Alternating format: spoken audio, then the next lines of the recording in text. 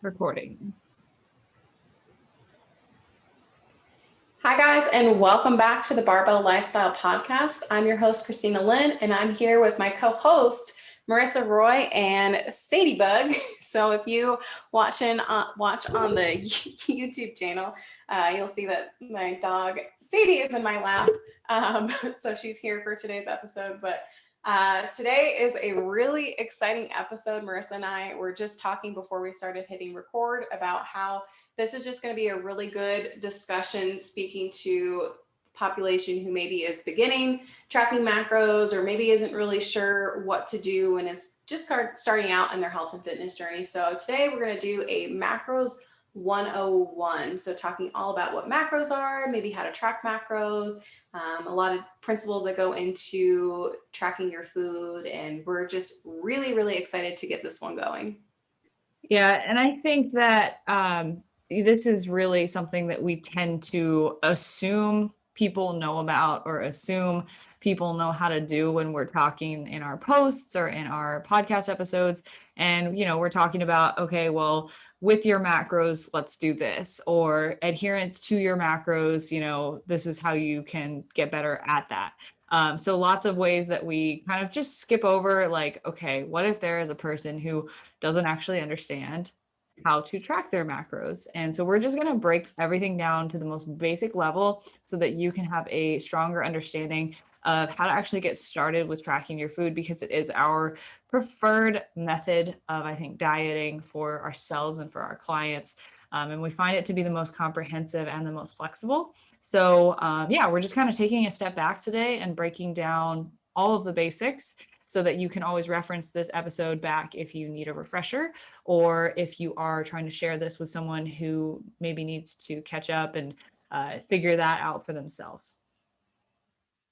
Yeah, so I think maybe to talk, we'll talk about what macros are, but I think when you brought up why that macros is our preferred method of like coaching and what works for us.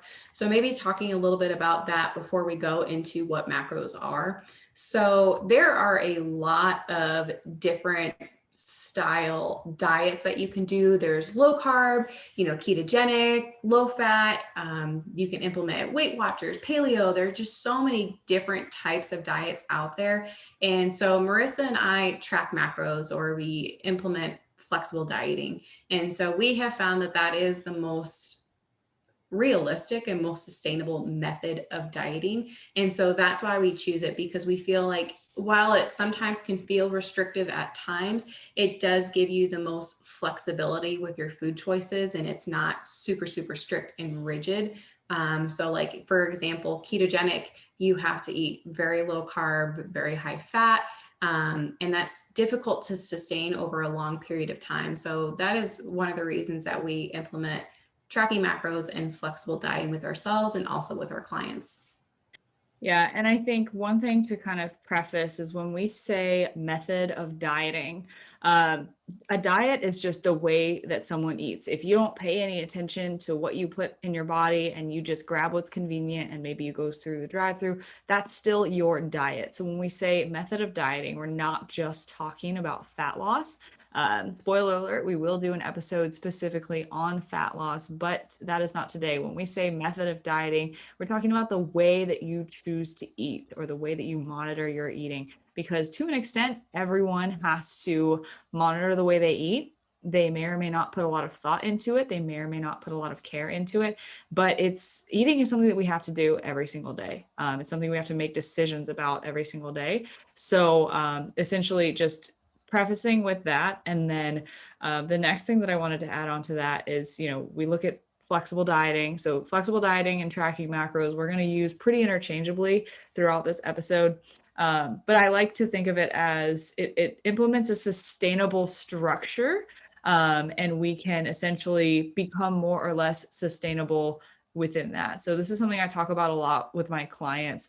In a period of time where we're focusing on fat loss, for example, fat loss in and of itself is not sustainable because we're trying to do something temporary to reach a goal. But the structure itself of knowing what's in your food, knowing how to portion it and basically being able to manipulate that at any given time, that is sustainable. That is empowerment. That is knowledge that you can use at any given time. So there's always going to be periods of unsustainability within a sustainable structure. And we find that flexible dieting gives us that structure that we can choose to, be more or less rigid at any given time, depending on our goal. But things like the ketogenic diet, for example, or things like a intermittent fasting window that's very strict, those sorts of things immediately eliminate flexibility from our lives. So if we are eliminating all carbohydrates, all starchy carbohydrates with the ketogenic diet, that's something that we are theoretically supposed to do forever. And that is very unrealistic in most contexts, social contexts, cultural contexts. So it's really hard to make that a sustainable framework. So when we talk about flexible dieting, one of the main principles of tracking your macros is that you can theoretically have anything in a certain amount within the context of your day, within the context of a healthy diet. You can have any type of food, any carb, any fat, any junk food. You can theoretically fit all of these things in. And so this is where the idea of if it fits your macros comes in. But yeah, I guess we can just kind of break down the concepts of flexible dieting to start. Yeah, so flexible dieting, do you want to jump into flexible dieting or like what macros are? Let's give a background of like what the macros are so people can just Mhm. get a baseline, and then we can get into like how to actually utilize it and how is beneficial to use it, how is not beneficial to use it, and Yeah, mindset things towards the end. Yeah, let's just break down the perfect. macros. So I have the FDA definition of macronutrients. So they are the components of food that provide energy, so calories, and they are considered macronutrients. So again, kind of like big picture, because our bodies require these to perform essential bodily functions such as metabolism, digestion, things like that. And again, they're macronutrients because our bodies require them in large amounts to maintain like our growth, support metabolism, and just assist with other bodily functions. So there are three types of macronutrients that we'll focus on, which are proteins, carbs, and fats. So although alcohol and fiber play an essential role into our body, composition, and health, these are the three that we will focus on in today's episode. Yeah, and I think when we are comparing, large amounts, what is a large amount compared to? How do we quantify that? So obviously, like our food breaks down in our system, and this is all on like a molecular level, and we're definitely not going to get into biochemistry, but we're comparing macronutrients to micronutrients. So macronutrients are larger molecules that are broken down piece by piece when we digest. And micronutrients are even smaller, and they're, micro in that sense. And so those micronutrients are things like our water, our vitamins, our minerals. So if we are tracking macronutrients to give you a sense of size, when we track macronutrients, we typically tend to track things in grams. And so we use food scales that tracks things in grams. 1 gram is about the weight of a paperclip, is the analogy that I often hear. And so one paperclip equals 1 gram. And then when we track things in for micros, these are typically tracked as milligrams. And so that's 1,000th of a gram. So if you can think of 1,000th of a paperclip, that is how micronutrients are quantified, which is why that we obviously cannot just pick up and weigh with our hands, right? And so we don't really worry about those micronutrients quite so much. We kind of get those into our diet indirectly just by making sure our food sources are varied and we're having lots of fruits and vegetables, maybe taking a multivitamin that does have the adequate amounts. But when we talk about tracking our macronutrients, we can actually weigh out our food in grams, and we can discover what these portions actually look like to give you like a size perspective. Yeah, and I'm not sure which episode this will come out in like what order it will, but we did interview Eric Helms and we Next one. talked next one. Okay, so this will be a really good episode to listen to before you listen to that one. Well, you're going to have to wait.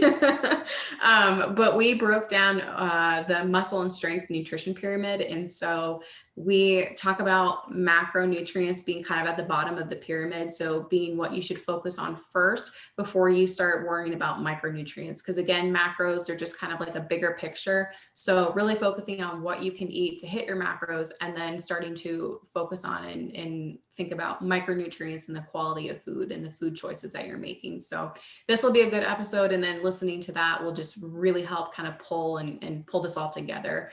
So that's again why we focus on macros first. Yes, I love that. And I think before I like go on a tangent just talking about that, let's just get back into macros, because I think that episode will do it better justice. Yeah, definitely. So I guess we can jump in and talk about protein first. So well, I guess protein, carbs, and fat. So the calorie component. So per gram, protein is 4 calories per gram. Same thing with carbohydrates, 4 calories per gram, and fats are 9 calories per gram. So again, if we were thinking about that paperclip analogy, one paperclip of protein and carbs is 4 calories, and one paperclip of fat is 9. Yes. And so essentially, I guess the next step with that, let's talk about each macro and what they do for our bodies. And then I guess we can get into how you can actually start tracking these, right? Yeah, so protein, there are a lot of different purposes that it serves, but basically it's, preserving lean muscle mass, the growth and maintenance and repair of muscle tissues in their cell. They promote healthy immune function, help with satiety, which is like helps manage your hunger. They also can serve as another source of energy, even though carbs are normally what is taken first. They assist with making essential hormones and enzymes, can help promote healthy hair, skin, and nails, help maintain fluid balance on a cellular level, and it can transmit information between cells and nutrients like tissues and organs throughout your body. And they also help regulate your body's pH balance.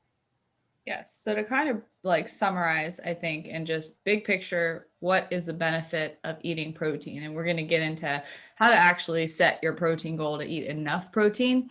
But main thing here, our focus, I think, that we really like to harp on when we're talking about changing body composition, getting stronger, getting fitter, protein gains or helps you gain or preserve muscle. So it's going to stimulate what's called muscle protein synthesis, which is just a fancy term for the process of building or repairing muscle after you've broken it down. So you've probably heard before that when you work out, you make little micro tears in your muscle fibers.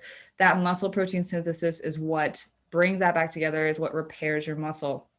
So if you're dieting for fat loss, it's going to prevent you from losing muscle mass. And if you are at maintenance or in a surplus, having enough protein is going to help you gain lean body mass if your training stimulus is present. Protein, like Christina said, is a secondary energy source. So what that means is, while we would love to just eat a 100% protein only diet, like just go 100% carnivore or something like that, our bodies don't prefer to use protein as a fuel source. Protein has to go through a number of extra steps in cell processes to actually be converted into glucose. So it's important to note here that when we are using protein as a fuel source, it's actually just being regenerated into a carb so that it can be used. And so the carb is our body's preferred fuel source. And we'll see that, how that kind of plays into energy systems. But yeah, so protein, we don't really want to be using it as an energy source. And typically when we are using it as a primary energy source, it indicates that we're not getting enough total calories overall, because our body will kind of resort to breaking down muscle tissue to give us more energy by breaking down protein. We don't really want that. It's energy expensive to do so. And obviously it eats away at our muscle. So we don't want to be using protein as an energy source. So we don't want to just fill all of our calories with protein. That's why we need carbs and fats to give us that more ready source of energy. But protein has a number of other functions, like she just outlined for us. And I think the last thing is protein, like you said, is the most satiating macronutrient. So to put them in order, protein is the number one most satiating macronutrient. The reason why is because it actually takes more energy and time to break down protein in the digestion process. So it has what's called the highest thermic effect of food. So roughly 40% or so, 30 to 40% of the calories in the protein that you eat is actually burned off by the process of digesting it because it takes that much to break it down. So that's not to say that, we can just negate those calories and not count them, but it's important to know that like it's going to take a while to burn through your protein, digest your protein that you eat. And so if you have a higher protein diet, you're most likely going to have less issues with feeling really, really hungry, and you're going to feel more satiated throughout the day, I think. And then fat will come next and carbs as the least. Yeah, so I oftentimes, ooh, Sadie just smacked my earbuds out. But one of the things that I found from clients is they will talk about how they are super hungry throughout the day. And I take a look at their macros and they're eating a ton of carbs, but they don't have a lot of protein in their diet. So that's one of the number one things that really changing up and thinking about what you're actually eating throughout the day can make a really, really big difference in your hunger and how you feel and how you go about your day. But like Marissa was saying, just kind of to summarize protein, like in order to build, maintain, and repair muscle, our bodies need an adequate amount of protein. So, a diet deficient in protein can lead to muscle atrophy, so the wasting away of muscles, and protein is also really helpful in creating a positive change in body composition. And so I don't think we need to go into it, but a protein deficiency can also lead to like health issues. But in what we're focusing on into kind of today's episode is that it's really essential if we are looking to build muscle. So one of the things I think to highlight is what kind of food items you can eat and start implementing into your diet to get more protein. So lots of types of lean meats and fish like chicken, turkey, beef, pork, ham, tuna, maybe some like deli meat, eggs, egg whites, some dairy products like yogurt, milk, cheese, cottage cheese, Marissa's favorite.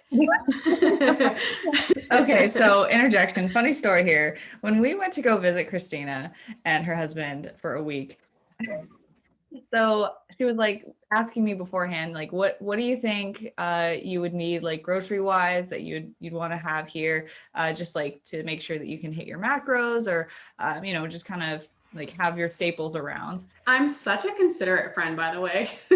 Yes, you definitely are. I really appreciate that. So I was like, okay, I could probably just use some protein sources because that's probably the easiest to fall short on, and we'll definitely get into that this episode. But so I was like, Greek yogurt, just make sure that there's like some animal-based protein sources around, and cottage cheese, like zero fat cottage cheese is like my favorite. And she was like, ew. Ew. So my favorite thing to do is doing like cottage cheese, cinnamon, and some berries as like, I don't know where I got the idea, but like I personally like the texture of cottage cheese. I go in phases where like I can eat it all the time, and then like there's like a couple months where I'm like, this is kind of disgusting, and then I go back to craving it. So it's like a really weird like on and off cycle. So I get why people don't like it, but I was definitely in a phase of really liking it when I went to go visit. And the last day that we were here, we were kind of like cleaning out the fridge, and I can't remember if my husband said something or if I did, but I was He like, did. he's like, get this shit out of here. He was literally like, Mercy, you need to eat that. Get that shit out of our fridge. Yeah. So cottage cheese is a good source of protein. It is.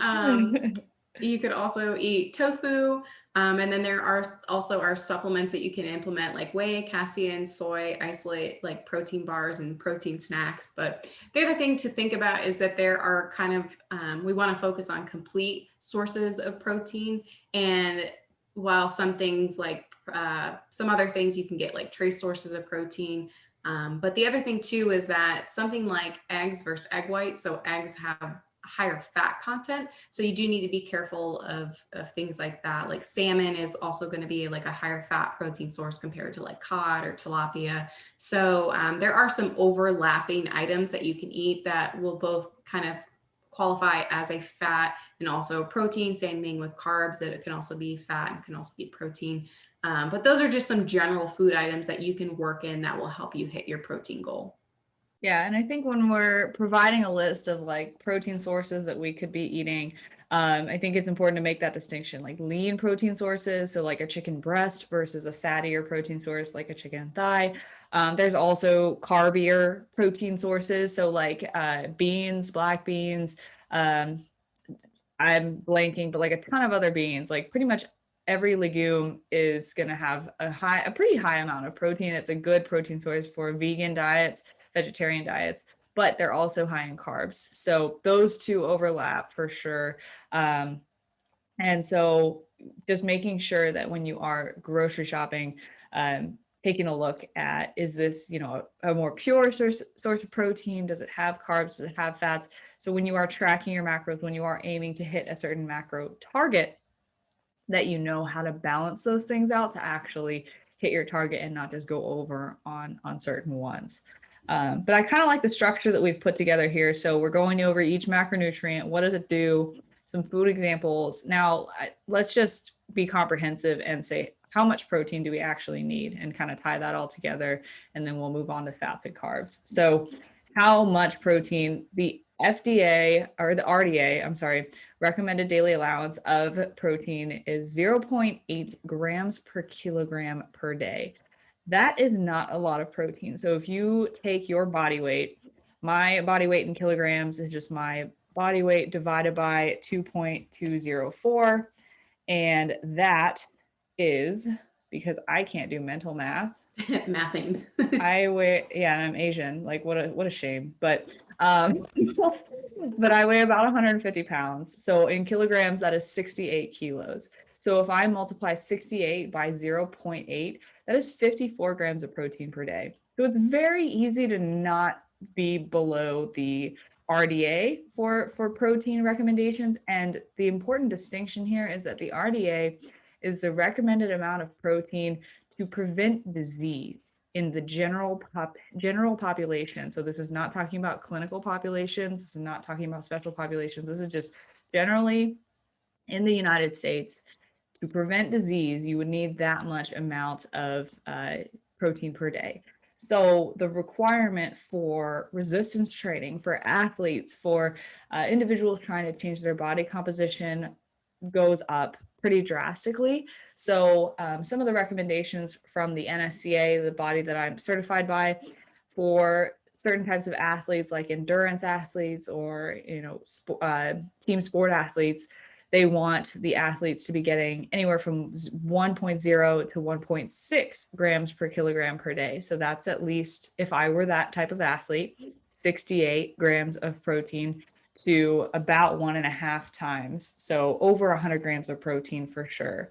So 68 times 1.6 is 108.8. So yeah, definitely can't mental math. I'm sorry to be ashamed to my culture, but 108.8, so about 110 grams of protein on the higher end.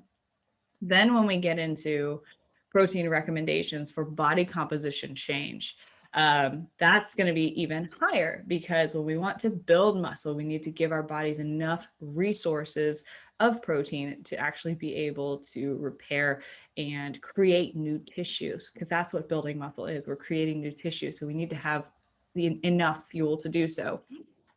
So with that, we want to get roughly between 0.8, and now I'm going to convert to the US conversion system here, 0.8 to 1.0 grams per pound of body weight which in kilograms, if you're listening internationally, that's roughly 1.8 to 2.2 grams per kilo per day. So that is going to be pretty much keeping your protein intake close to body weight. For most people, that 0.8 grams per pound or 1.8 grams per kilo is a lot easier to hit on the first time you're ever tracking your macros, because getting more protein is hard. It can be hard at first. But as you get more advanced and as you get more used to that sort of intake and that sort of dietary habit, if these are your goals, and listening to this podcast, I would sure hope so. But then you might want to err towards 1 gram per pound or 2.2 grams per kilo. And you can even go above that. You can go actually much farther above that. There's research to prove that up to 3 or 4 grams per kilogram, so close to 1.5 to 2 times your body weight of grams of protein per day, is proven safe in healthy individuals that are active.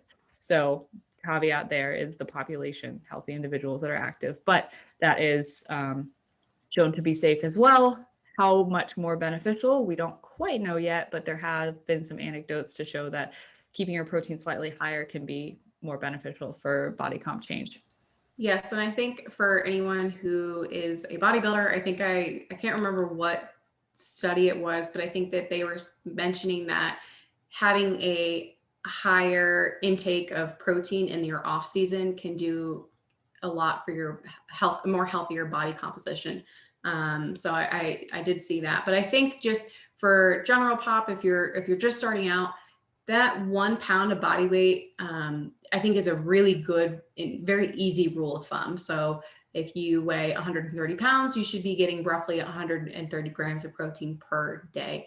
And give or take, and again, like Marissa was saying, once you have a very good grasp and you can hit your macros, start playing around with your percentages, and maybe you go to 120, maybe you go to 140, and see how your digestion is, see how you feel, see if there are any changes in your body composition. And of course, these take a little bit of time for you to figure out, but you can still play around and try to get an idea of what works best for you, because again, what works for someone else may not be what you need to reach your goals. So another kind of consumption suggestion is, again, to maximize building muscle and maintenance and repair. It's a good idea, and it's suggested to really spread out your protein consumption evenly throughout the day. So really, again, focusing mostly on females, because that's our population. I guess at least for the audience for this podcast, is focusing at around 20 to 40 grams of protein per meal. So if you, again, we're going back to if you were Marissa and you're consuming 150 grams of protein per day, and let's say she's having 5 meals, she should be having roughly 30 grams of protein per meal. So thinking about maybe 30 grams for breakfast, maybe you have like a protein shake for a snack. For lunch, again, 30 grams, maybe you have another snack, and then you have dinner. So those would be the 5 times and the 5 meals for 30 grams. So that's just an easy way to take that, to take however much you're eating per day, divide it by however many meals or snacks you like to eat, and that will be your guideline. Yeah, and the only reason why 20 to 40 grams is the recommended for women is it's kind of based on body size. So like relative, right? Like if I'm a pretty like healthy weight woman for my height, 150 grams, that falls right in the middle of 20 to 40, so 30 grams per meal. If you're a guy who weighs 250 pounds, that's going to be higher per meal because your protein intake is going to be higher. But yeah, general rule of thumb, take your protein intake, divide by the number of meals per day that you like to eat. It doesn't have to be 5. It can be 3. It can be 4. It can be 6. We don't care. Divide it up and try to get that in consistently. So that's protein. That's all I have to say on protein. So let's move on to carbs. What do carbs do? So like we said, carbs are our preferred energy source. So carbs can be complex, they can be simple, and they will break down into glucose regardless of what kind of carb they are. So a complex carb is something like oatmeal or sweet potatoes, or something that's going to, the premise of that is it has a lower GI rating, so how quickly it actually breaks down in your system and stimulates insulin. And it's going to just take longer to digest because the complex carbohydrates are larger molecules, so it takes longer to break them apart. Simpler carbs like sugar, candy, cereal, even things that are like maybe you wouldn't consider as unhealthy, but like rice or white rice or rice cakes, those are simpler carbs, and they're going to essentially just be smaller carb molecules that break into glucose easier and quicker. And so they might have a higher GI index, so they might spike insulin a little bit more. But it's important to realize here that both complex and simple carbohydrates end up as glucose either way. I think that's something that not a lot of people truly understand. Um, so we have our carbs. What do? They give us energy. They give us energy for our training.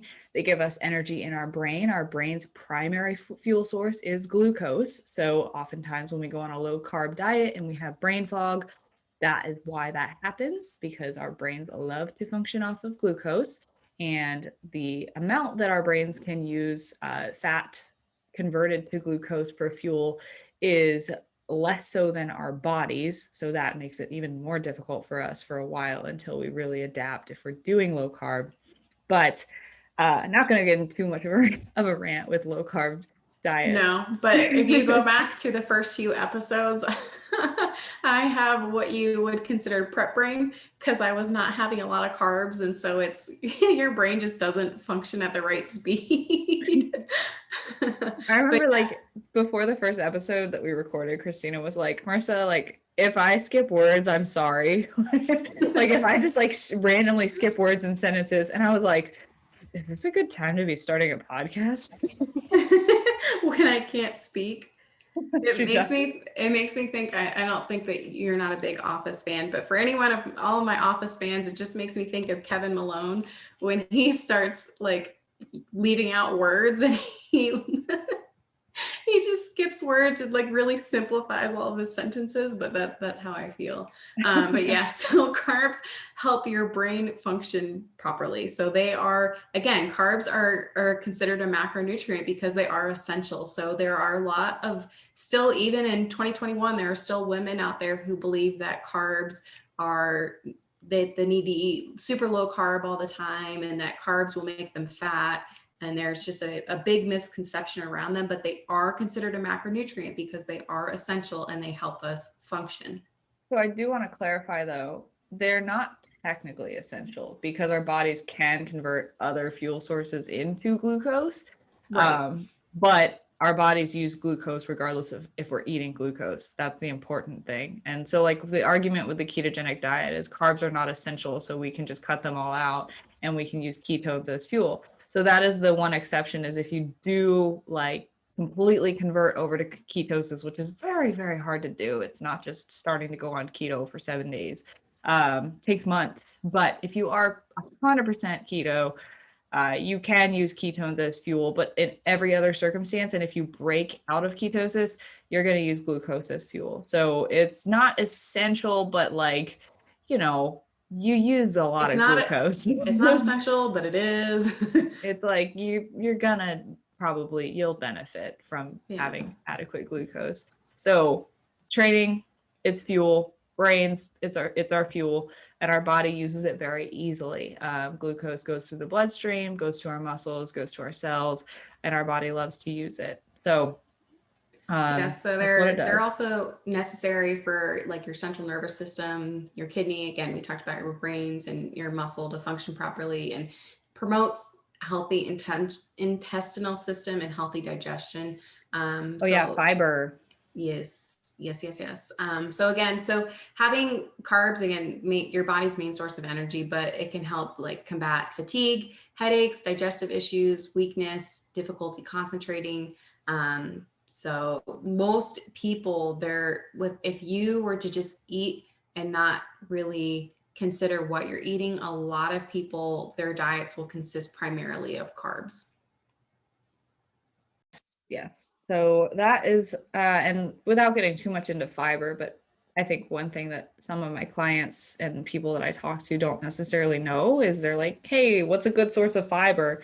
Carbs provide fiber. Carbs are the only thing that provide fiber. So if you're looking at a more complex carbohydrate, that might have more fiber because it's harder to break down.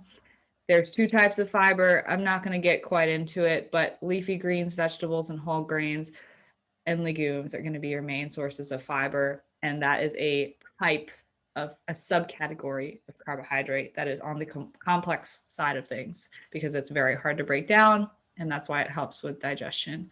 And I'm going to leave it at that. But do you want to just kind of briefly go through some carb food sources? Yeah, definitely. So there are food items that you can eat like oatmeal, rice, potatoes, bread, cereal, wraps like tortillas, beans, lentils, quinoa, and then of course fruits and vegetables, cereal, lots of carbs. Yeah. So carbs are fun. And I think talking about, we talked about protein sources have overlap with fats and carbs.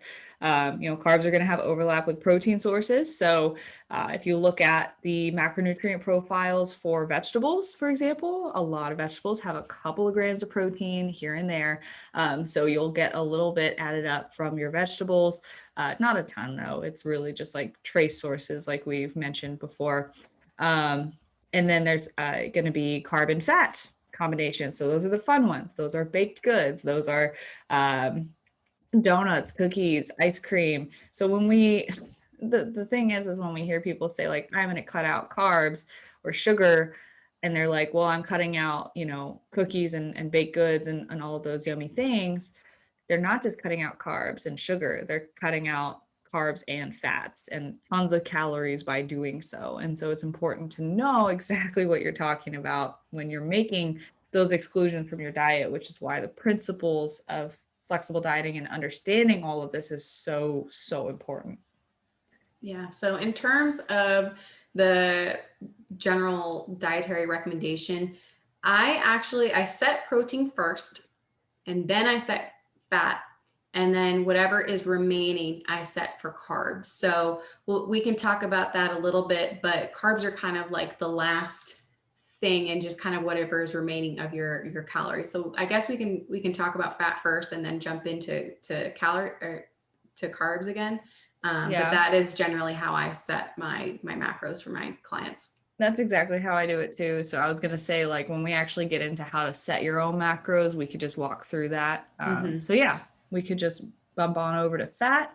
Well, So I wanted to talk about just general consumption suggestions. So again, focusing on meal timing and how to structure your meals. Again, we'll talk about the strength and nutrition pyramid, but it is your calories, your macronutrients, your micronutrients, and then we start thinking about meal timing. So if you're still starting out, it's okay to not worry about when you should eat carbs, when you should eat fats, how to space out your protein. You're just focusing on hitting your numbers. But again, if you are a little bit more advanced or if you've got it down, it's suggested to have a majority of your carbs pre and post workout.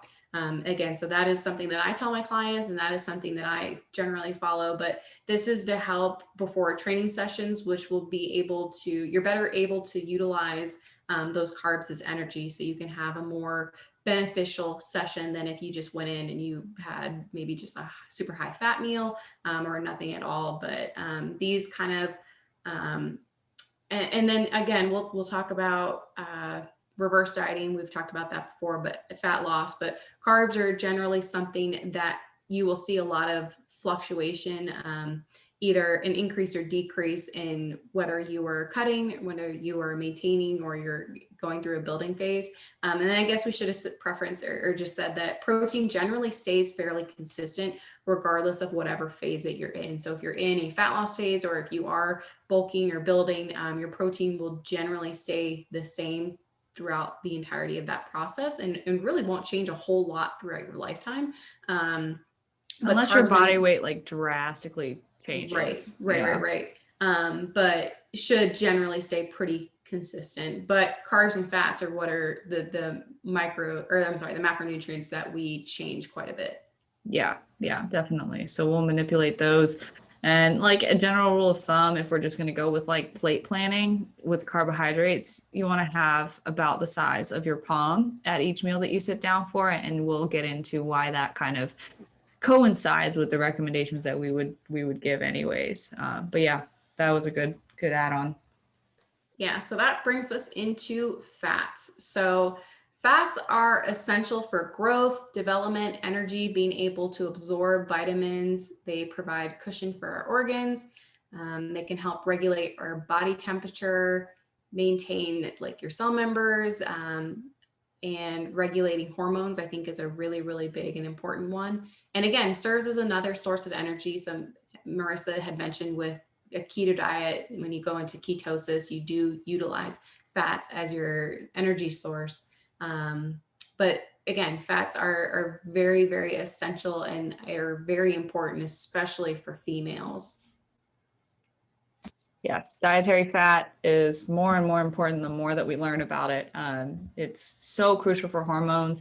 One of the things that I've actually been doing some reading on with my male clients lately is I've been trying to keep their fat intakes a little bit higher because, especially when they're going into a fat loss phase, because testosterone has a cholesterol backbone. So that is a fatty backbone. Hormones function via fats. So if you are trying to keep testosterone high, which helps keep your muscle mass and keeps your strength, and this goes for men and women, but especially for men, that higher fat diet can be super beneficial. For women, a higher fat diet, and we're not talking like, going keto, but like just keeping fat in a good, healthy range and not restricting it, is really good for hormonal balance, and a lot of times can help with just our menstrual cycles and the symptoms that we feel with that, and just overall being more even keeled across the month. I think because when our hormones are really dysregulated, we kind of notice with the way that our behavior changes and our mood. Yes.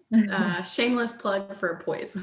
Yes, Core Poise is just a hormone and thyroid balancing supplement that has come out recently by Core. Yeah.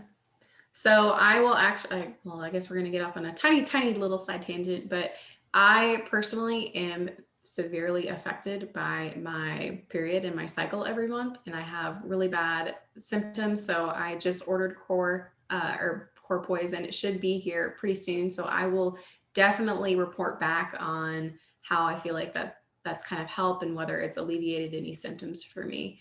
But you want to jump in? Yeah. We actually have a couple of interviews coming up where we'll be touching on these topics, specifically menstrual cycles and thyroid function. So we can definitely give you guys some updates in the coming weeks on that. Yeah, but another thing I was going to mention is I do really focus on fat, especially for women and especially those who are trying to get pregnant. We want to make sure that our hormones are in a really, really good spot for that. So I do concentrate a lot on fat for my women who are going through that phase. Yeah. So how much I think is a good thing. So like when we are setting our fat, I tend to say, let's not get below 20% of total calories. I typically like to set fat around 25 to 30% of total calories for most people. And in general, like when I'm starting with a new client and I see what their macronutrient intake is like, it's usually especially with women, they already are kind of trying to restrict their carbs. So typically I see pretty high fat intakes. So if I'm trying to adapt to a client, I'm not going to completely shift their whole, paradigm of nutrition upside down so that they can't eat anything that's sitting in their fridge, right? So I'm probably going to set fat intake a little bit higher to start just to make it easier to transition in. So I might even be at 35% of total calories for someone who maybe is coming in, who feels like they need to restrict their carbs. They're eating moderate to low carbs and pretty high fat. So typically with that, I'll bring their carbs up a little bit so that they feel the effects of that. And eventually we'll get to something that I see as more ideal. But that first step, especially, we'll get into how to set your macros. But that's pretty much like 25 to 35% is where I typically tend to fall with most people. Yeah. So I do that 15 to 35% of the daily calories. But again, if we're going off of per pound of body weight, a good rule of thumb is like 0.35 to 0.45 grams per pound of body weight. So if you're setting your own, that's a good rule of thumb.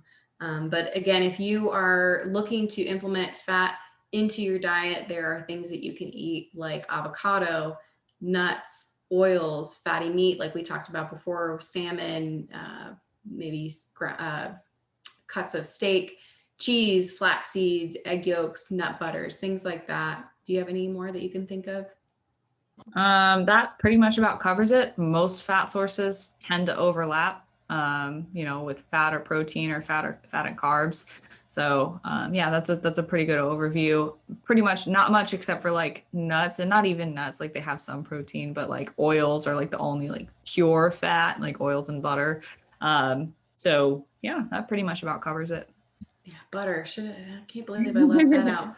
My husband eats so much. But yeah, so dietary fat is essential for a lot of bodily functions. But what I found in terms of body composition is that it's not advantageous for body composition to have a very high fat diet and to also have a very high carb diet. So I always think that there needs to be a little bit of a balance, and I typically have people eat a higher consumption of carbs. And while fat does change, the range isn't quite as big as it will be for carbs. And that is my coaching philosophy and how I do things. Yeah, definitely. I'm right there with you. So I think that pretty much covers all the macronutrients, if you would agree. So we can kind of get into how do we get started with actually tracking your macros, setting up your macros. So I'm just going to walk you guys through like how we have like our clients start with us, because that's essentially how we get them to start tracking macros, if that's the approach that we've agreed upon. And it's not everyone, but that's what this episode is about. So typically, when I have a client getting started, I have them do what's called a data collection week. And basically, this is exactly what it sounds like. They're collecting data on themselves so that we can get a good sense of what their baseline is, and what their weight is doing on that baseline. So it's important to acknowledge, and we've talked about this in our interview with Dr. Grant Tinsley, is when you have people collect data on themselves with their diet, they tend to alter things a little bit because maybe they weren't aware of their nutrition before and now they are. So now they're more careful, or they don't want to log something because they're ashamed of it. So it's important to be aware that a certain amount of like cognizance and restriction comes into someone's life when they start to monitor what they're eating. But it still gives us a decent baseline, because we can make that assumption that like maybe things totaled up to a little bit higher beforehand. But we get to see what happens with their weight. So what I have them do is I have them plug everything into a tracking app. My preferred one for clients is MyFitnessPal, because it has the most diverse base of food sources, like culturally and just overall, like has the most comprehensive database that I've been able to see so far. So just track everything that you eat, drink, put into your body that has calories for a week straight, and then report that as well as your daily weigh-ins for that week. And so with that, we can see a trend of like, did their weight go down because maybe they started becoming more aware, started restricting, or did their weight stay the same, or did their weight go up? And it's very important for this week. So this is how we would suggest you get started with tracking macros as well, is do this for 1 or 2 weeks even, and be very, very honest with yourself. Even if you go out and have Popeyes, for example, or if you go out and go through the drive-through and you're just having a horrible day and you overeat and you feel sick, like try your best to like get an estimate of all of that, as crappy as it might sound to look at, like in total numbers, but actually seeing those baselines is very, very important. So what we do with that information is we'll take the average of the carb intake, we'll take the average of the fat intake, take the average of the protein intake over that 1 or 2 week period. And then we take a look at the trend in your weight. Did it go down? Did it go up? Did it stay the same? And from that information, we can get a pretty general sense of whether or not that total calorie intake, again, like we said at the beginning, carbs are 4 calories per gram, protein is 4 calories per gram, and fat is 9. We do that multiplication, we do that addition, we add it up to your total average calories per day for that time frame. That gives us a good sense of, are you in a deficit? Are you at maintenance? Are you in a surplus? And then we can go from there with how to actually manipulate calories. Yeah. So, like Marissa was saying, I do the exact same thing with my clients. I have them do some data collection. And generally speaking, like the more accurate you can be with your food, the more accurate we can be with your starting numbers. So, that's really important. And one of the things that we tell our clients is like, whatever you eat, whatever you drink, whatever your normal habits are, keep those the same, no judgment. We just want to know what you're doing. And that also gives us a really good insight into how we can maybe change some of your habits and some of the things that you're eating. But that's a really, really good thing. So again, if you're doing this on your own, being very true to yourself and what you're currently doing will help you be the most accurate and really start your numbers off strong. Yeah. So I think, with data collection, this might be your first time thinking about how you're going to track your food, how you're going to get into this. Some rules for how to actually track your food. Number one, get a food scale that weighs in grams and ounces so that you can weigh your food accurately when you're at home. When you go out to eat, we're not asking you to go take your food scale out to a restaurant. You can, but make estimates based on what you're learning and the portion sizes that you're learning to now visualize. But in general, if you're eating mostly from home, or, you're able to weigh most of your food, you're going to get a good sense of, how accurate your perceptions of portion sizes are. You want to be using your food scale pretty much while you are tracking macros. When you are working towards a specific goal, that is very, very important to retain accuracy. Another thing is how to actually. I wanted to say, sorry, real quickly. So one of the reasons, so a lot of serving sizes you'll see on, like, the biggest example I have right now is peanut butter. So if you were to turn your peanut butter jar around and look at the label, it'll say maybe serving size 1 tablespoon, 2 tablespoons. It'll be like anywhere between like 14 to 28 grams, depending on the serving size. But one of the reasons that we recommend using a food scale versus a measuring spoon, like a tablespoon, is maybe my tablespoon will be different than Marissa's in the sense that we scoop it out and we look at the peanut butter and we go, yeah, this is about a tablespoon. So you can kind of eyeball things, and that's going to be way more accurate than you just taking a spoon and like an actual spoon and like dipping things out. But having that food scale, you're going to be accurate to the gram. So if the serving size is 1 tablespoon, but it's 14 grams, and you take your spoon and you measure out 14 grams, you're going to be exact. You're going to know exactly how many calories are in that tablespoon versus just kind of estimating or eyeballing. But measuring cups, measuring spoons is still going to be more accurate than doing like just kind of guessing. Yeah. And either way, you're going to be disappointed when you realize how small an actual tablespoon of peanut butter is, or how much that actually weighs. The second thing I was going to say is how to actually plug things in. So it's very easy on MyFitnessPal when you have something with a barcode to scan, weigh, plug in. That's pretty self-explanatory. But when it comes to things that don't really have a label, so let's talk produce, let's talk animal protein sources, let's talk, vegetables, fruit, chicken, beef. How do you track that? So the key search term there is going to be, you want to search, let's say ground beef. You buy 90% ground beef. You would search 90/10 or 90% lean ground beef, USDA. So the reason why we're typing in USDA here is to basically just specify we're looking for the USDA database entry for this food. And that's going to give you the most accurate because it's coming straight from the USDA. They've done the calorimetry. It's like how they measure calories in foods. They've done it, and they know exactly how much is in that. And it's usually going to be, you'll probably see like per 100 grams or per 28 or 113 grams. So 113 grams is 4 ounces. It's kind of like the standard for a lot of things. For protein sources, 28 grams is equal to 1 ounce. So that's why that might be there. But typically it's per something grams, sometimes 100, sometimes those. And so that's really, really important with searching for any kind of produce, anything that is a single ingredient food that doesn't have a label, making sure to search with the key term USDA. Another thing to point out is when you do macro track, you will have a huge amount of useless knowledge with serving sizes and labels on the back of like peanut butter. You know that it's going to be, oh, it's going to be 14 grams. Like you just have such a random amount of knowledge of food labels in your head at all times.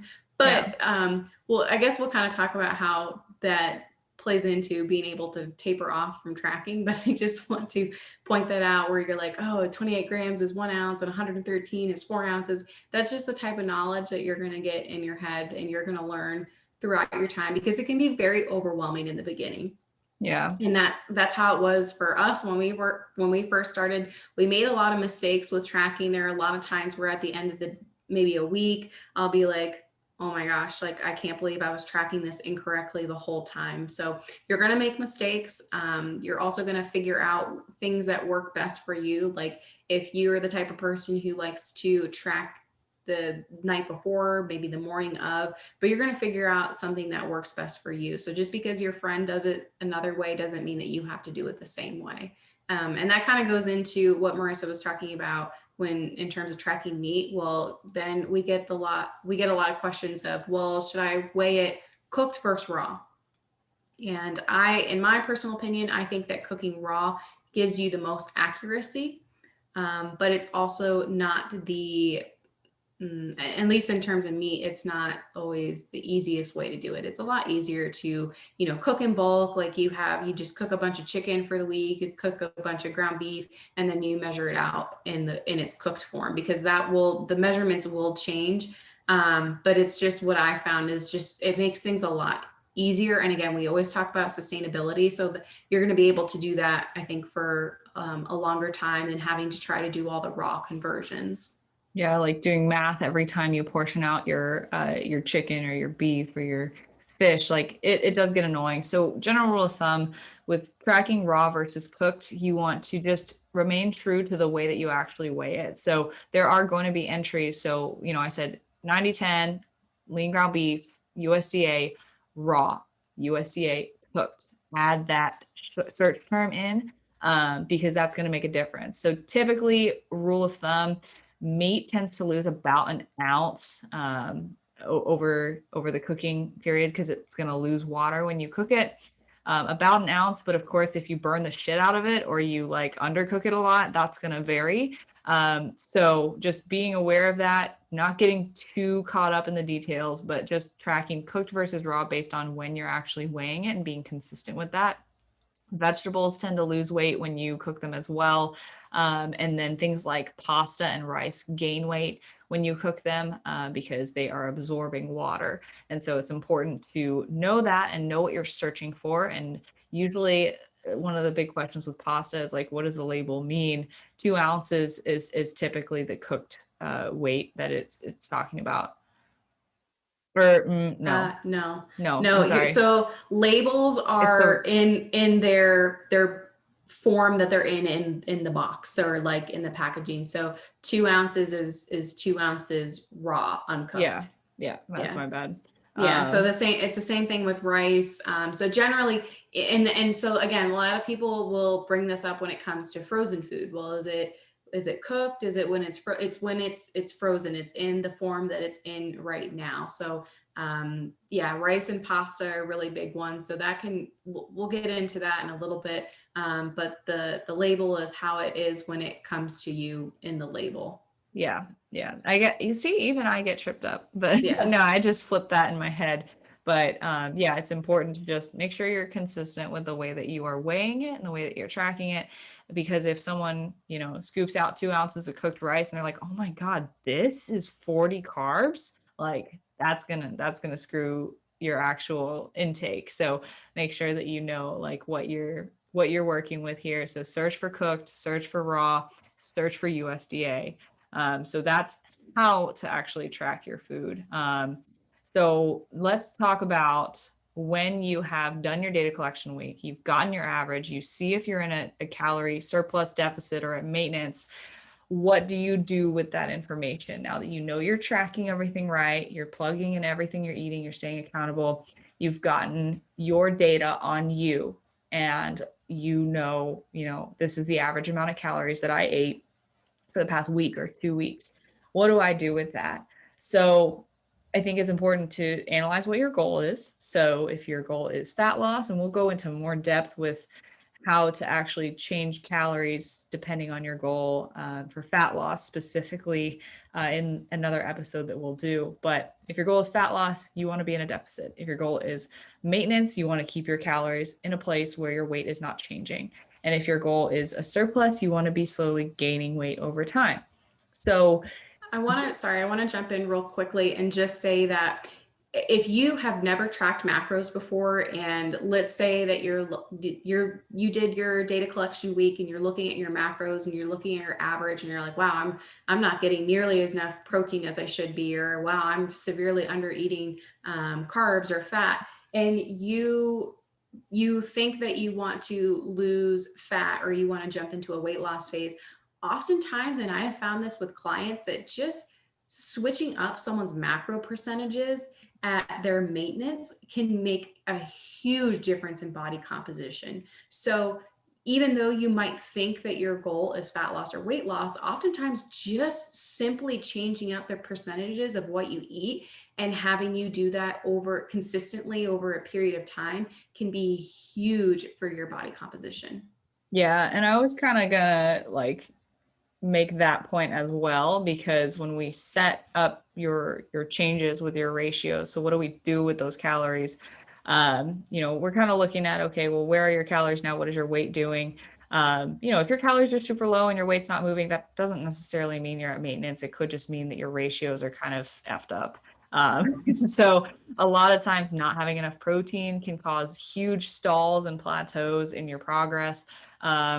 And just having inadequate nutrition overall and not prioritizing the right things can make it seem like maybe you just need to cut calories lower, but not necessarily the case. So in general, what I typically do with clients is if their calories are in a decent place, for women, like I usually tend to see, and this is a huge range, but unfortunately, I see a lot of 1,200 calories. I see a lot of 1,500 calories. I don't see a lot of 17, 1,800 and above. I do see it at times. And when I do have a client who comes in and they're actually eating adequately, it makes me very happy. But typically, the first thing I'll do is raise someone's calories, because we need to actually make room for having enough protein and enough dietary fat, and then not just totally going no carb with the rest of the calories. So typically I'll raise calories, a decent bit. If you're eating sub 1,500 calories, you should not be trying to decrease from there. But then you want to first set your protein, like we talked about. So that 1 gram per pound of body weight, if you really struggle with it and you're going from eating 40 grams of protein every day to now, 150, that's going to be a very, very hard change to make. So maybe starting with 110, 120, 130, it's okay to be a little bit below what your ideal goal is if you eventually work up to it. So a lot of times if I have someone who's literally eating 30 grams of protein on average per day, I'm starting them with let's try to get 100 grams per day, even if they're 200 pounds. I will say, let's try to get 100 grams per day, because that's going to make more of a difference if you can be consistent with it than trying to just go all the way up to what we might need. And so setting protein first, 0.8 to 1.0 grams per pound, or 1.8 to 2.2 grams per kilo if your goal is anything related to changing and improving body composition. The next thing, like Christine and I talked about, is we set fat second. So my rule of thumb is never below 20%, but typically 25 to 35% of total calories.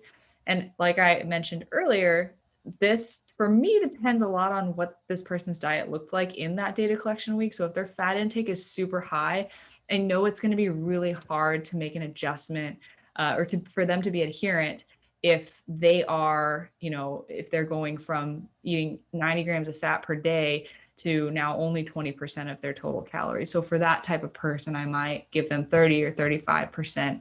And that's based on the calories that we set that are most likely raised up a little bit higher, and just aimed at maintenance and aimed at basically just giving yourself enough room to have all three macronutrients in adequate amounts.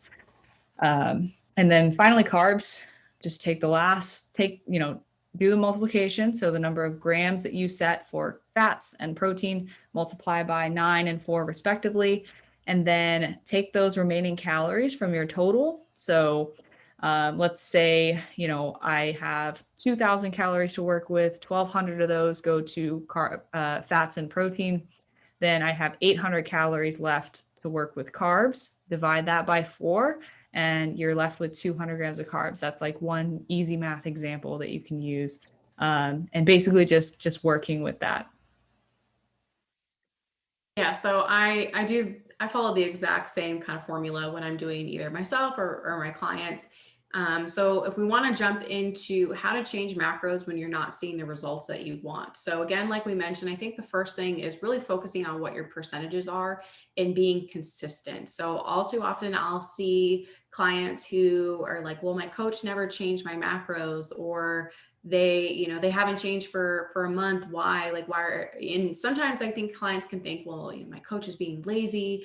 But oftentimes you need to be a little bit patient and really try to see if what you're doing, how it's affecting your body composition, how your weight is it stabilized, is it changing? But let's say that you've hit a plateau and you've been at your numbers for a little while. Again, we want to see what your results are, what your result is, what you're trying to get to, and what your goals are. So if you're trying to lose weight or lose fat, then what we typically implement is a macro cut. And we are normally going to, depending on what your percentages are. So if your fat is in a very good spot, maybe you're in that 20 to 30 range and your carbs are pretty high, then maybe we'll start to reduce your carbs. And some people are very sensitive. So when you reduce carbs by just a little bit, they'll start seeing results right away. And again, we typically like to not make any adjustments until we've seen a plateau for a while. So you don't need to constantly be changing your macros all the time. So again, you might want to change up your protein and your fat, maybe if your digestion seems off. But typically you're going to be doing a lot of manipulation with carbs, and we don't recommend doing huge drastic changes. We typically do smaller, more gradual changes over time, because again, once you make a huge cut, your body eventually your metabolism is going to catch up to your intake, and you're going to plateau, and then you're going to have to make another really big cut for you to see changes. So we like to do things a little bit more gradual and do things over time. Yeah, that consistency is huge. So I saw it was a screenshot of a tweet at some point on Instagram. And it was someone said, generally people need about an 80% level of consistency to see any kind of results.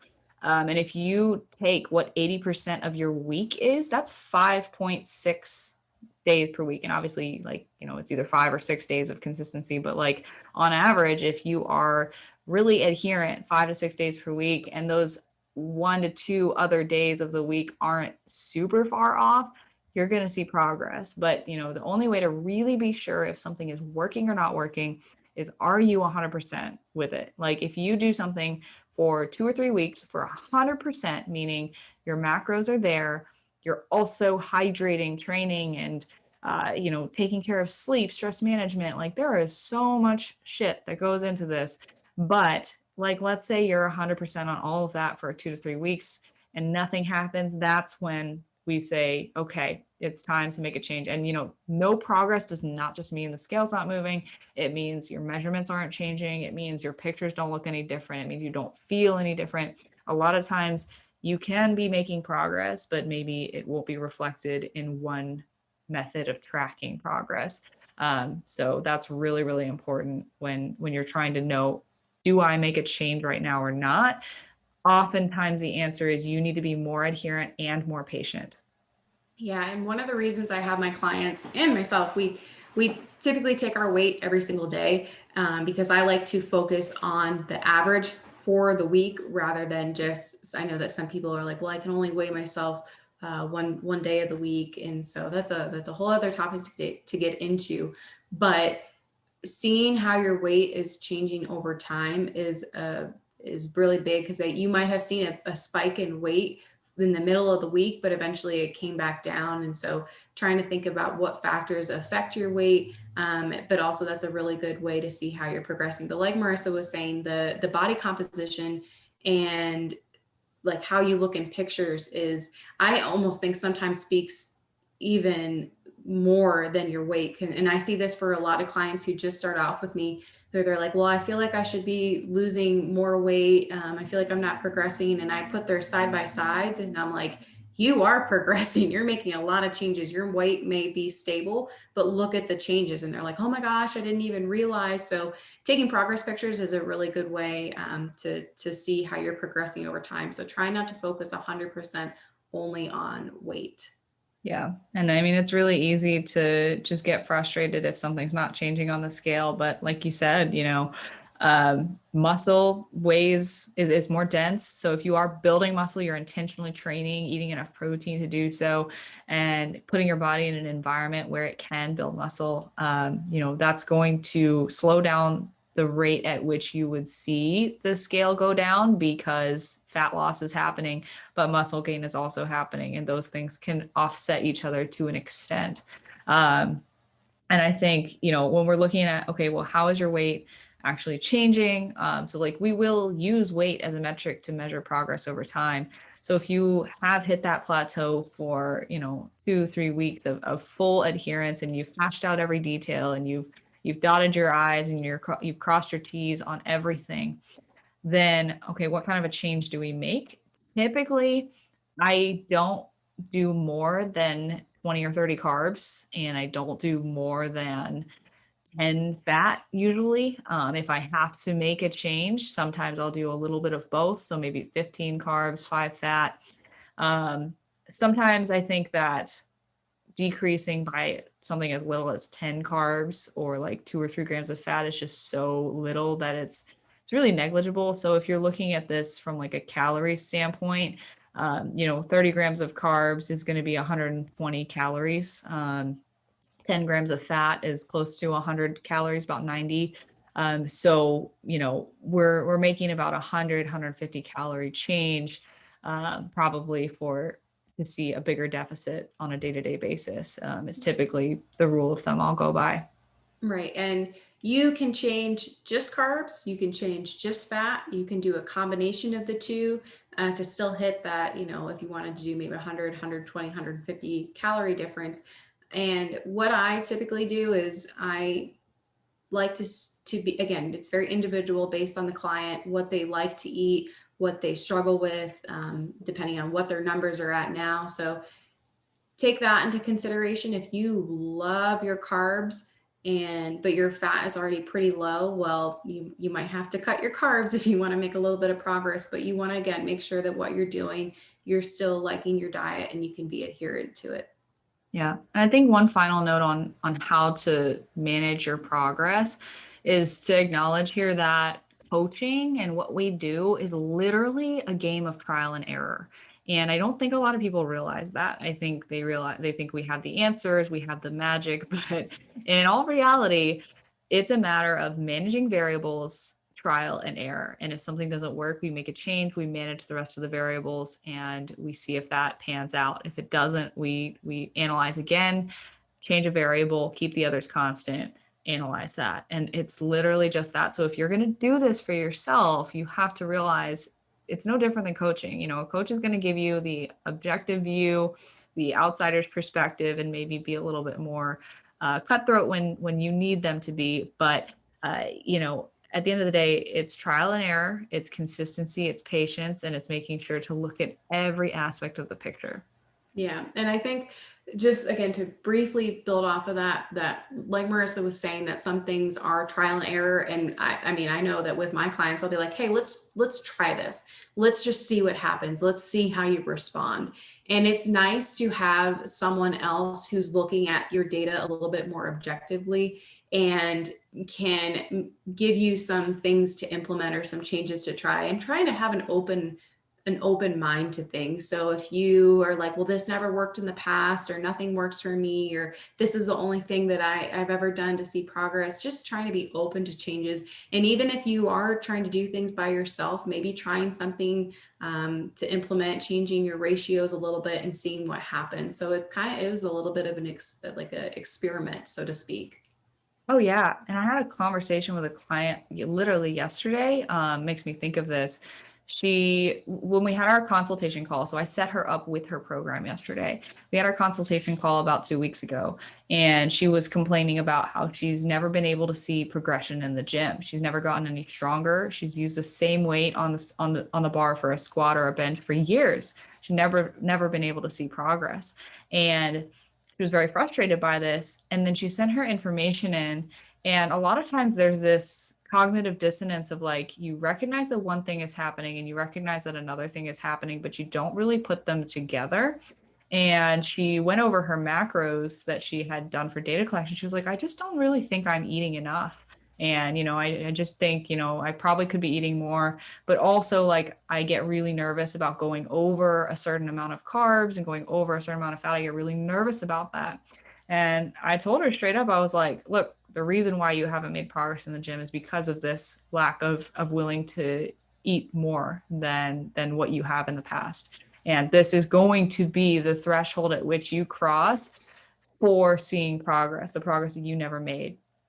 But it's going to mean that you have to get uncomfortable. And that's what a coach will do for you, right? Is will push you to be uncomfortable, whereas we might not do that for ourselves because of our fears and our preconceived notions. So that was a conversation we had, just kind of putting two and two together of like, oh, okay, so I wasn't eating more than this. I was scared too. I was eating less. I know I was eating not enough. And also, I wasn't seeing progress in the gym, but those two things are so interrelated. So that might help someone else out who's listening to this as well. Yeah, so we're over our hour limit that we try to set for ourselves. So the next topic we were going to talk about was meal timing principles. So I think we've already kind of covered this a little bit. And same thing with pre and post workout meals. So again, pre and post workout, typically want to have a higher percentage of your carbs, moderate protein, lower fat. So pre and post typically are about the same. So when you are not close to your training time, you want to have probably a little bit higher fat, like moderate fat, higher protein meals, a little bit of lower carbs, because again, we're trying to utilize those carbs for your energy for your workouts. Yeah, just to give you a little reasoning of why. So that pre and post workout meal, other than just, the carbs are the fuel and we need to digest those pre and post training to fuel training and fuel recovery. Why do we keep fat low? Why do we keep protein moderate? So we want to just keep this in the context of like your whole day. If you are having a bunch of carbs, my general rule of thumb is 20 to 25% of your total daily intake around in that pre-workout meal and that post-workout meal. So you're getting 40 to 50% of your day's worth of carbs in that peri-workout window.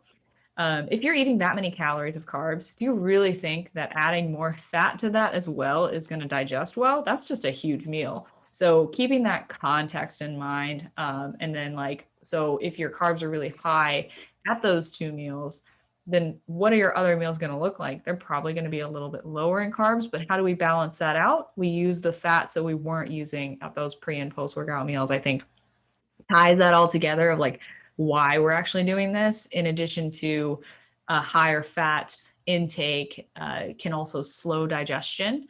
So that's a good thing when we're not training because it helps keep us full, but it's not a good thing when we're training and we want to not puke because we're way too full and we haven't digested our food quite yet. So those are the reasons why we do this. And then the last thing I'll say on meal timing is what we said earlier of take your food intake, your protein intake, divide that by the number of meals that you eat per day. Try to space that throughout the day. You can, of course, have a specific eating window if you want, But in general, spacing out your meals evenly across the day or across your eating window is going to be the best thing to continually stimulate progress, recovery, and just overall a good balanced approach to meal portions and nutrition. Yeah, I don't think I have anything else to add to that. Cool. So yeah, we don't have much else, but we just kind of wanted to talk about the mindset about flexible dieting and tracking macros, like who it's for, who it's not for, where it can go wrong, and how do we like really make the most of this, I think. So I think talking about who it's for, who it's not for. I mean, obviously, if you're listening to this and you're towards the end of the episode here, it's probably for you to try if you've never tried before. It is a great way to develop a full comprehensive knowledge of nutrition, what goes into your body, what your body responds well to. I recommend that everyone tries it at some point if their goal is body composition change, but it can easily be taken too far. I think if you tend to get very obsessive over things in a way that brings you anxiety and is unhealthy for you, that is something to be aware of and to keep maybe just one foot out the door when you are doing this. If you know your personality is like that and it's something that affects your mental health negatively, just allowing yourself to engage in it fully enough to actually understand everything, know you're doing everything to the extent you need to see progress. But if it ever starts getting too far, knowing that you might need to pull back, maybe instead of using a food scale for everything, maybe practicing eyeballing things so that you can be comfortable with that. And just making sure that you can mentally balance the stressors of managing your diet, because ultimately adding this task to your life is a stressor. It can be a large one or a small one. As coaches, we try to make sure that it's a pretty small one, but depending on how you take it and your personality, that can go one way or the other. Yeah. So the thing that I had mentioned previously is that when you start tracking, you just start to build this useless bank of information on food labels. And Useless. not useless, but I just think it's funny when you talk to someone else who like doesn't track macros at all. And then you're like, oh, the food label is this grams and this many ounces and there's this many servings. And they're like, how do you know that? But again, like we say, we recommend that you track macros at some point in your life, not to do for the rest of your life, but it just helps you get such a good idea of what you need to eat in order to reach your goals. So before I ever started tracking macros, I thought I was eating enough protein. And why did I think that? Well, because I thought I was eating protein. And so what you can't change what you can't measure. That's kind of my philosophy. So how, if I want to eat more protein, well, how do I know how much I'm currently eating?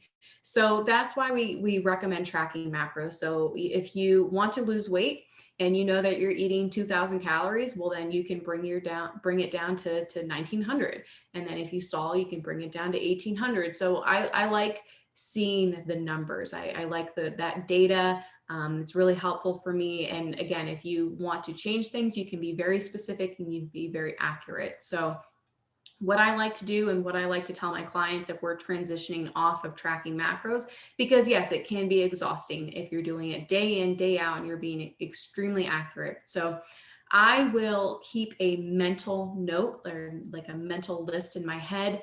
And sometimes we'll plug things in at the end of the day and just kind of see where I'm at and how I did without really thinking of anything. So for an example, might be like, okay, well, I went out to lunch and I had a salmon salad. So I know that I had quite a bit of fat. I hit my protein for that meal, but I was really lacking on carbs. So maybe I'll be like, okay, well, maybe let's say I'm taking a rest day. So I'm not having to worry about what I'm eating to fuel my body for a training session.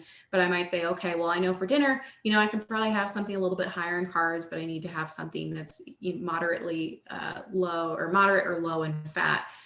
So just like small things like that, that throughout the day you can say, okay, I probably have like this much remaining, and you might be off like here and there, but you have a very good idea of what you should or shouldn't be eating.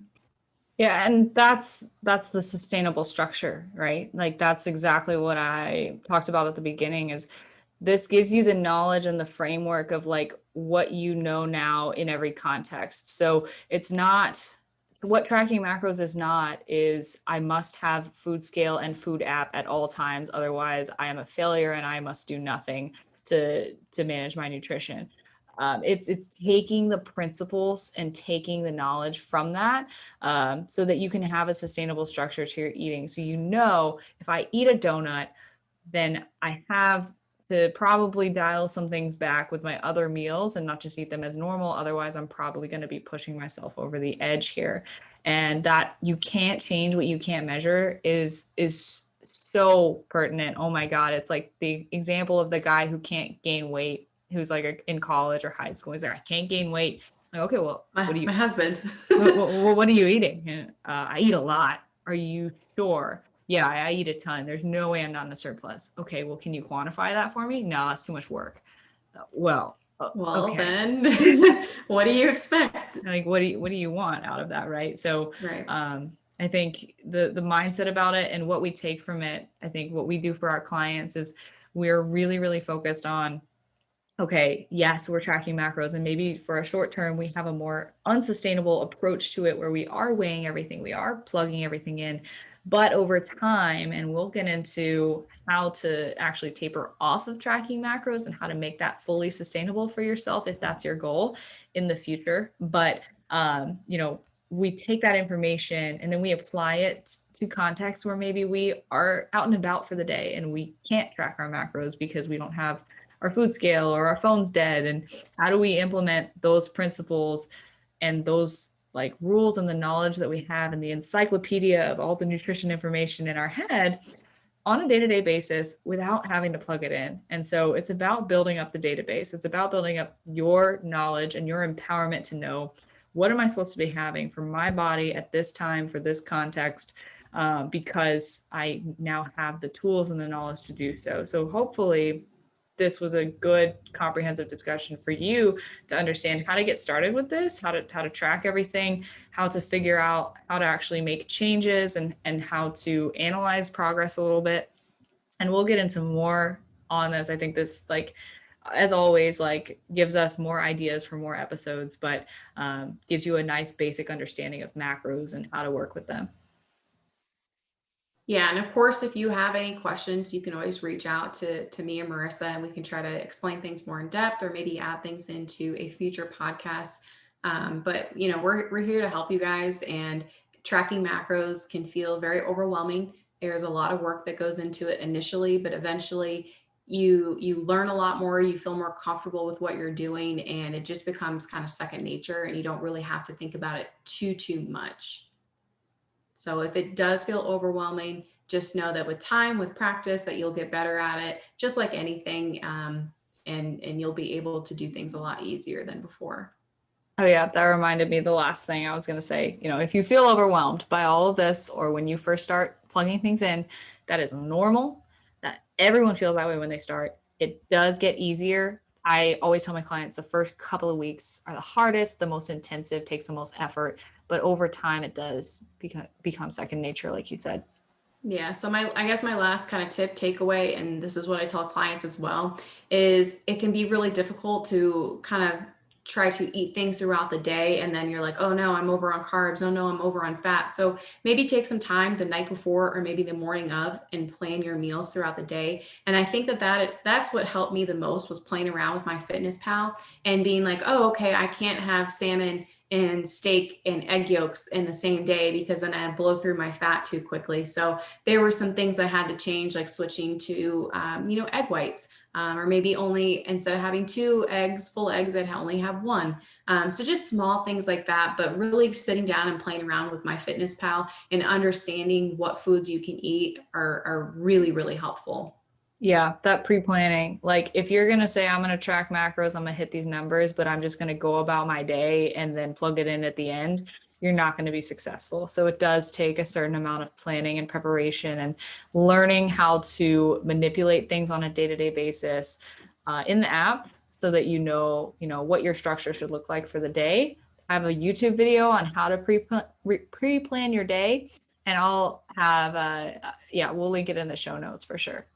Yeah, so I think this was a really, really good episode, and we hope you guys enjoyed it and really learned a lot. If you haven't already, please make sure you're subscribed to the podcast, and you can find both of us on Instagram. You can find me at Christi Lynn Fit, and Marissa is at Marissa Roy Fitness. So thank you guys so much for listening, and we hope to see you back next week.